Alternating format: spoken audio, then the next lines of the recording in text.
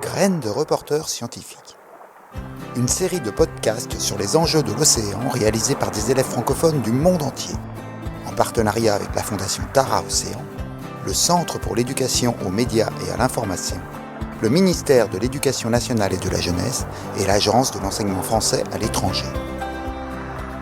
Beaucoup de gens connaissent le plancton, mais très peu d'entre eux savent à quoi il sert vraiment dans la nature. Mais c'est pas grave, on va leur expliquer ce que c'est le plancton.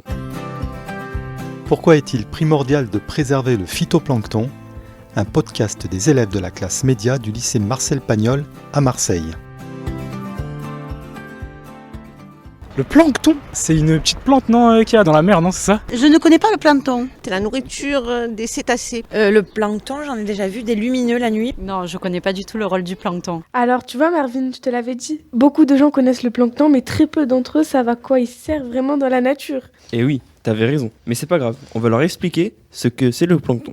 Du coup, le plancton, qu'est-ce que c'est ? C'est l'organisme microscopique qui dérive au gré du courant. Il peut être animal, on parle alors de zooplancton, ou végétal, et là, il s'agit de phytoplancton. Il peut être autotrophe ou hétérotrophe. On va demander des éclaircissements à Madame Riet sur ces notions. Un autotrophe, c'est un être vivant qui fabrique sa propre matière organique à partir de matière minérale. Un hétérotrophe va fabriquer sa matière organique à partir de la matière organique des autres êtres vivants. On a décidé de s'intéresser au phytoplancton en particulier car c'est le premier maillon de la chaîne alimentaire. Pierre Molot, ancien enseignant-chercheur spécialiste du plancton, nous en dit plus sur cet organisme végétal. Donc ce sont des micro-algues qui ont besoin de 3 éléments essentiels, la lumière, les sels minéraux et le CO2 pour que le phytoplancton puisse se développer. Dans la base de la chaîne alimentaire, il y a le phytoplancton. Après le phytoplancton, il y a ce qu'on appelle le zooplancton. Le zooplancton va nourrir le zooplancton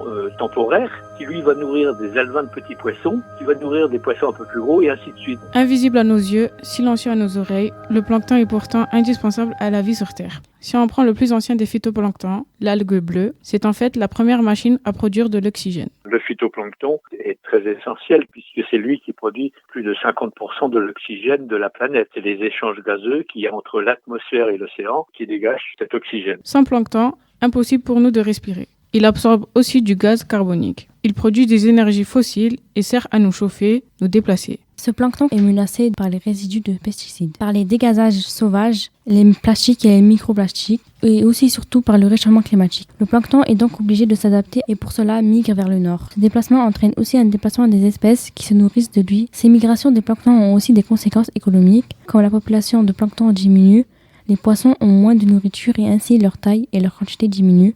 Les pêcheurs professionnels réalisent des pêches moins importantes, entraînant des baisses de revenus et des licenciements dans les sociétés de pêche. Ça fait des années maintenant, on a constaté une diminution de la taille de la sardine. Mehdi, pêcheur de Somachi. Surtout de ce côté-là, à Marseille, un petit peu est-Méditerranée, on se retrouve avec des bandes de sardines très très petites et en dessous de la taille légale de capture. Vous pouvez voir sur le port aujourd'hui, 5 sardiniers, eux ils sont arrêtés. Donc ils pêchent plus de sardines. Et la répercussion, c'est que moi, j'ai besoin pour mes appâts, pour ma palangre de sardines. Donc on est obligé de chercher d'autres appâts. De nombreuses solutions existent pour préserver le phytoplancton et le plancton en général.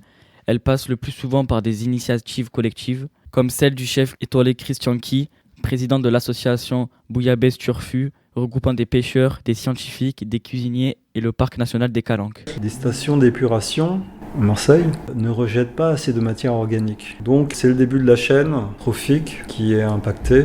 Moi ce que je trouve intéressant c'est d'amener cette connaissance-là et de le partager et puis peut-être qu'à partir des connaissances on peut interroger les élus, les techniciens, les usagers de la mer. Parce qu'il y a peut-être des moments, des périodes où on pourrait nourrir un peu plus la mer. Petit, le plancton est le plus souvent invisible, mais son rôle est primordial. On se doit de le protéger afin de nous protéger nous-mêmes.